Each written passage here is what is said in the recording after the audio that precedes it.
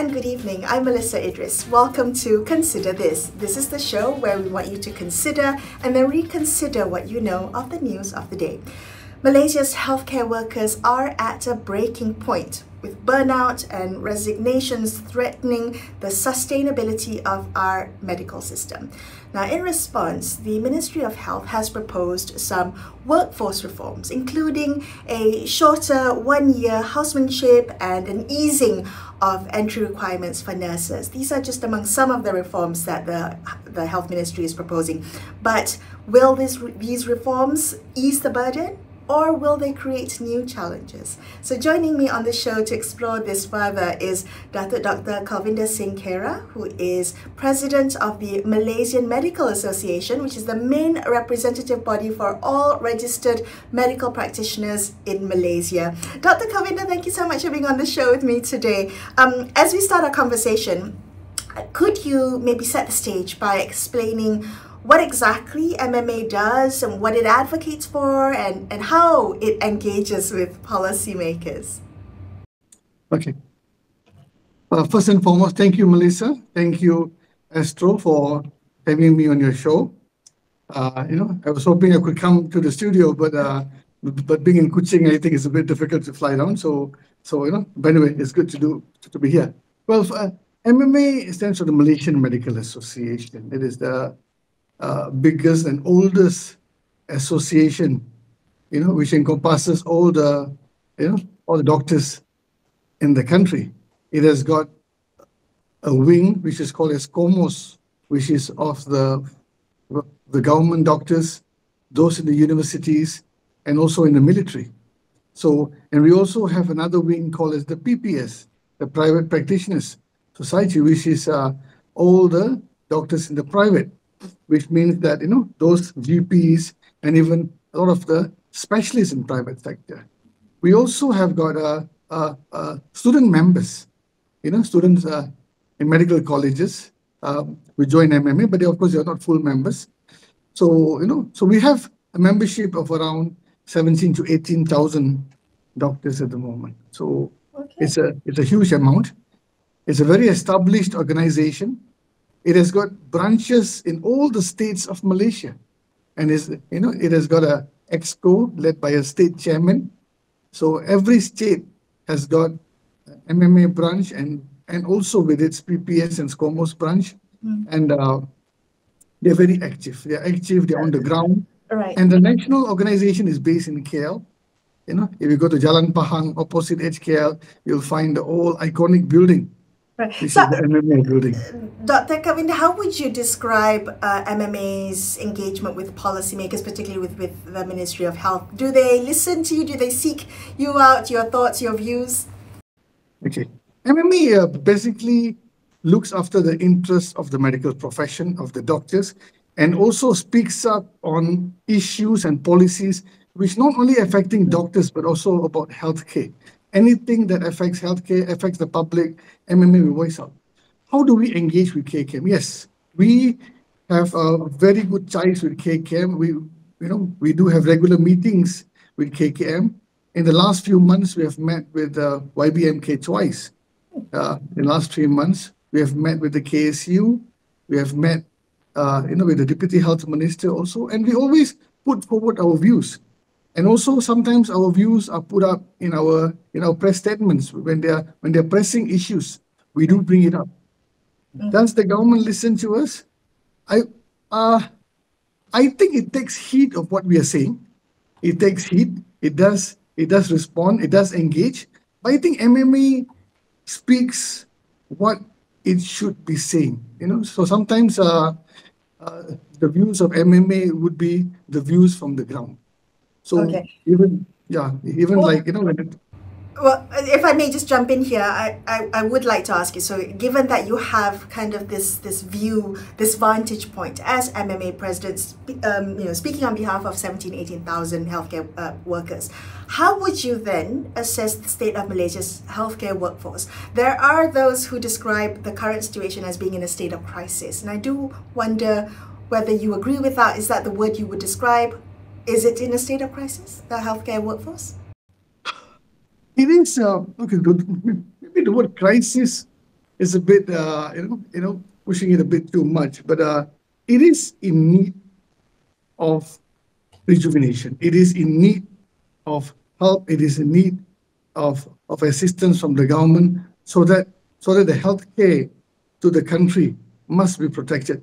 What we are seeing is that issues that we see now are mainly concerning the government doctor. Maybe we'll talk about the private later. The government doctors' issues have seen a decline in the numbers. When the numbers have been coming down over the last few years, and of course our services are expanding, we have seen that our doctors in the public sector, especially the medical officers, they have been struggling to some extent because things like burnt out have been said. So are they cases of burnout, overworked? Yes, they are. But but having said that, doctors are very tough and resilient people. We are trained to be that way. But then again, it is not something that should be taken for granted. There is a breaking point, and not all doctors are built of the same mold. So, but I think yes, our healthcare sector needs help. We have been calling up this for the last few years. And I think this thing started around 7, 8 years ago when we had the contract doctors, so the career pathways have been affected. Right. So, so I think that is when the thing started. And what we are seeing now is a consequence of what happened 5, 6 years ago. Yeah. Dr. Kalwinder, so the ideal doctor to population ratio as recommended by WHO is 1 to 400, right? So the Malaysian ratio is, as of 2023, if I'm not mistaken, is 1 to every 406 population, which is very good. So how do I make sense of the fact that the numbers on paper are excellent, yet we hear anecdotally, and as you report to us today, about doctor shortages, about overworked medical professionals, about an exodus of talent overseas? How do we make sense of that? Okay, this is for the whole country, but you must remember that a big chunk of our doctors are in the private sector. And those who remain in the government sector, they take care of 70% of the population. So, it's a very disproportionate numbers. And of course, we know there is an over-concentration of doctors in the Klang Valley.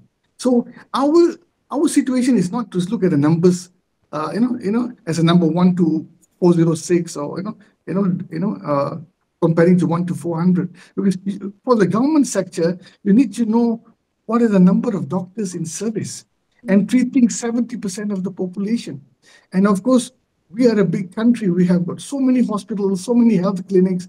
And of course, Malaysia has one of the best health services, as has been acknowledged in the past. Its reach, it goes to all the areas of Malaysia, but then again, everything needs resources. So that is where we stand. So this 1 to 406, it doesn't really describe what is on the ground. On the ground, it is a different picture altogether. Okay, well, let's look at the situation on the ground, and let's look at, in particular, the public healthcare workforce. There's been, as I mentioned in my introduction, the easing of entry requirements for nurses. There's been the proposal to shorten housemanship training from 2 years to 1 year. All of this, while maybe with good intentions, have raised some concerns.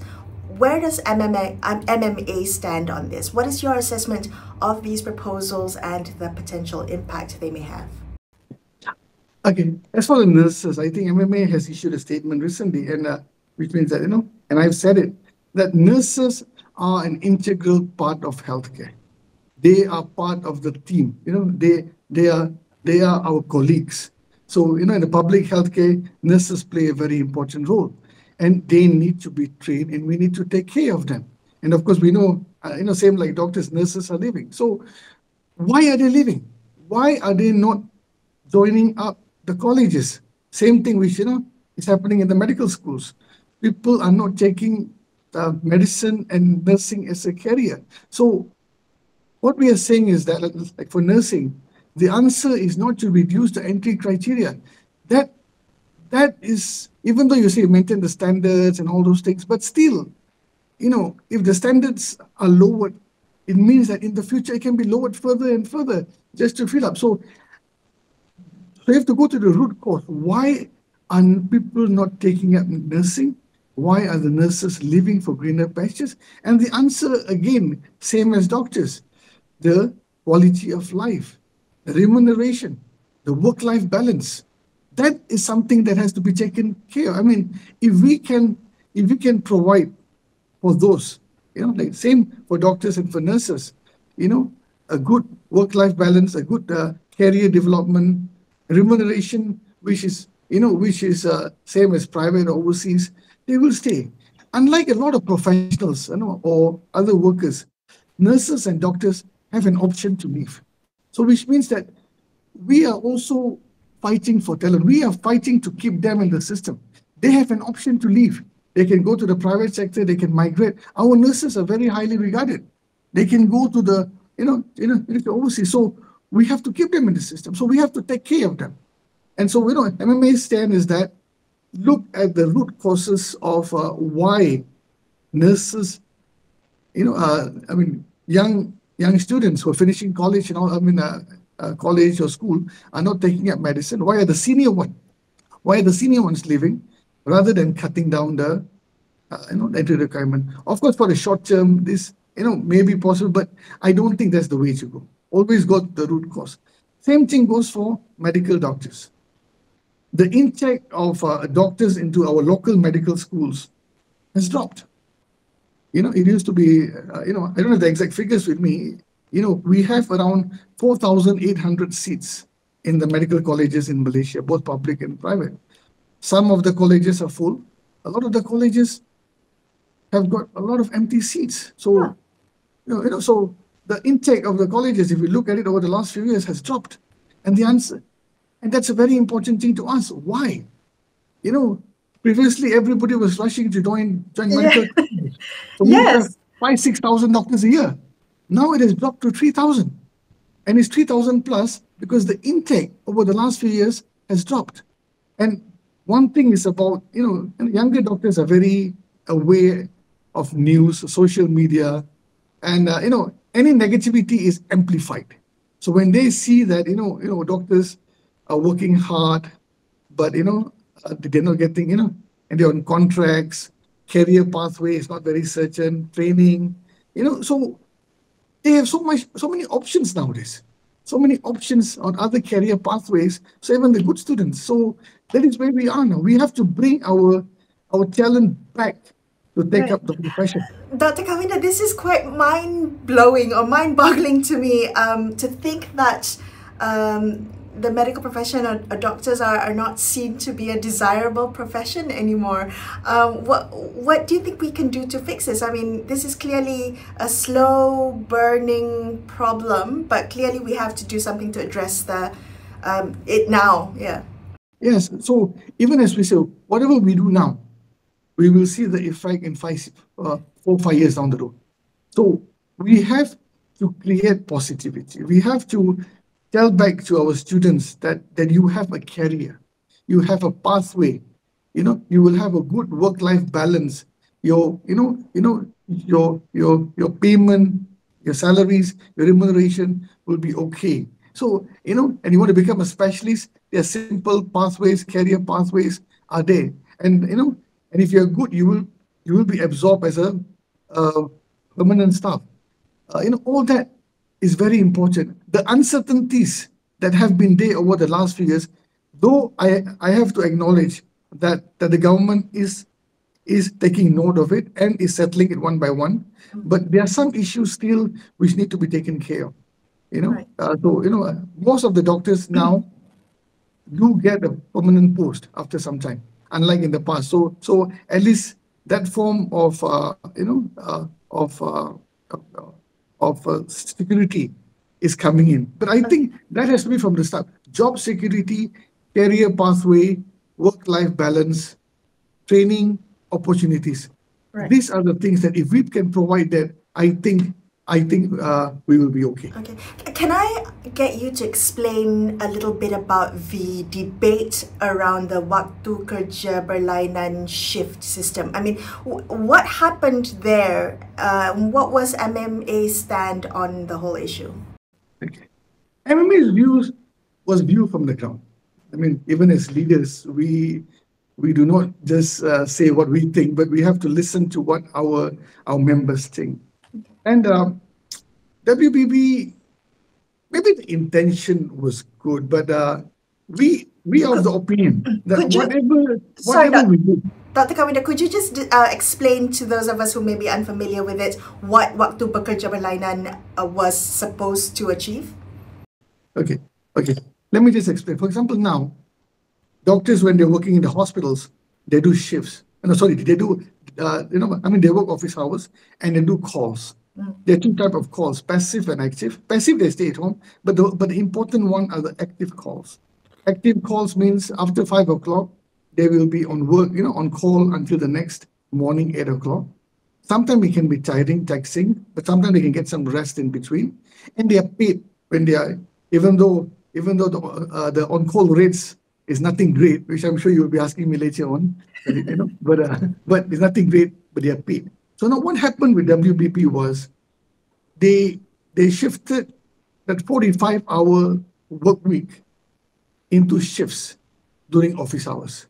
So which means that even the night shift was considered part of your 45 hours week. So, and in some instances, they had to work 2 shifts consecutively, which means that, for example, you come into work at 3 o'clock in the afternoon until 12 o'clock at night, you take a break, then you start working again at 12 o'clock until the next morning 9. That's 18 hours, and then even though they say it's less than the on-call, because on-call can stretch up to even 25 to 32 hours, because even though you finish the call next day, you still work. But this was on the ground, which means you have to be there. So you can't take, if you're on shift, you have to be on the ground. You can't take your, if you're on call, you can take some rest, you can take, you can sleep for a while. But if you're on shift, it's 18 hours. And we felt that this was not fair. I don't think any other sector in Malaysia, private or even government, works 18 hours consecutively. I think that was not correct. And the second thing was, and to working the 12 to 9 shift, which is the graveyard shift, we call it, it is not being paid. It is considered as part of your work week. And your on-call will only be during the weekend. So the effect it had was that you'll be working shifts, you'll be working at night without getting paid. And the other important thing was your take-home pay will go down instead of going up, because all the night work that you do, so it can't be claimed. So because it's part of your normal work week. So the take-home pay, we estimated, will drop between $500 to $1,000, 1,000 ringgit. And doctors have commitments. And then we are here fighting for increased pay, and we're going to end up with reduced pay. But so I think that was one of the issues that we brought up.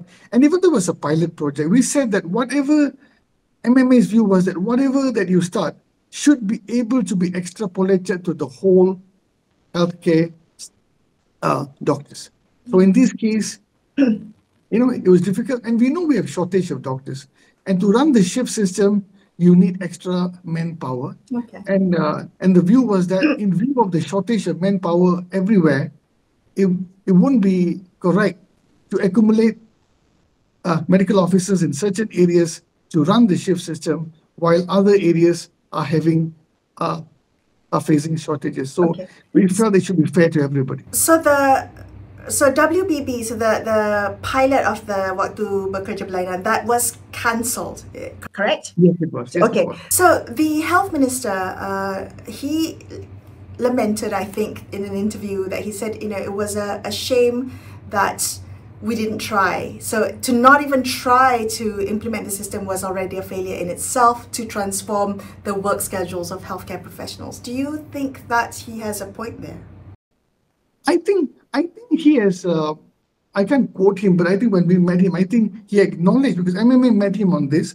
MMA gave our views, and I think he took note of MMA's views. He took note of what we are saying, and I think at the end of the day, he did say that there are things that maybe could have been looked at in a different manner, because it's not about trying it out, but but as I mentioned just now, it was the context about the 18 hours consecutively, take-home pay being reduced, and of course needing more manpower to run it when other places are facing shortages. So I think at the end of the day, he did agree in the sense that even though the intention was good, maybe it could have been done in a different manner and maybe in a better way. Okay, so what is it that MMA is pushing for? What concrete policy changes is MMA looking to fight for, to improve the working conditions, to retain talent in the healthcare, and to make medicine a sustainable career path, as you mentioned earlier?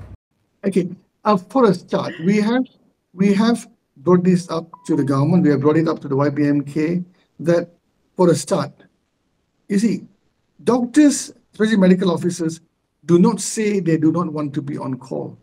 But what is the problem is that because of, I will use the word maldistribution, which means that certain places there are not enough doctors, so they have to do calls very frequently. So they do calls, 2 calls a week, 3 calls a week. That is the one that causes the burnt out, tiring and taxing. If we do, 1 call a week or something, I think most doctors are okay, because that's your learning curve. So one of the things that we have said is that all doctors in public sector should have the same quality of life. So which means that distribute out the doctors in such a way that there are enough doctors in every facility to provide a reasonable number of calls, which means that look at the number of calls so that they can have rest, they can do their calls, but do not burn them out by 3 calls a month, 3 calls a week or 2 calls a week because of lack of manpower. You have to move around. So we did ask for a dashboard. Actually, we are we are very clear on that there should be a dashboard to look as to what are the norms that each department, each hospital, each service would need, and then see what the numbers are throughout the country and arrange them accordingly, so that there are enough people in every facility to allow these doctors in that department, in that service, to have a reasonable quality of life, one said. So going further, we also said those doing active calls, give them a PM off. PM off meaning, as I said just now, so they work from 8 to 5, and then from 5 to the next day, 8 o'clock, they're on call.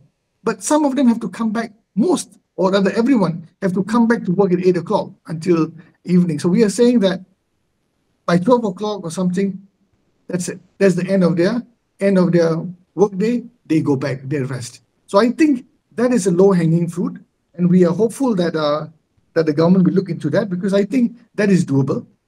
That is doable. So, and the third thing that we have told, that we have requested the government, is the on-call claims. It should be revised. Even though when you look at the figure per day is 200 ringgit or whatever, but you must remember that this is for 24 hours. When doctors are on call, active call, they have to be in the hospital. They cannot go back. So they are tied, whether there's a case or there's not a case, they have to be in the hospital. Be it public holidays, weekends, festivities, family occasions, they have to be there. And if you measure it out, it comes to 9 ringgit plus an hour. So of course, that is something, many people don't want to say, $9 something is very sensitive, but that's the fact. That's the fact. So we have asked for the increase in on-call allowances, and I think that also unfortunately was tied to the WBB, that only those who will do the WBB will get the increase on call for the weekend. And that is not what the doctors expected. Doctors were very happy when the Prime Minister announced on-call rates going up. Wow, happy.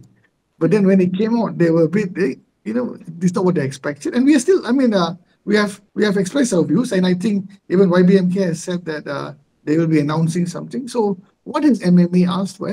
MMA has said that on-call rates should go up, definitely, for the active calls especially.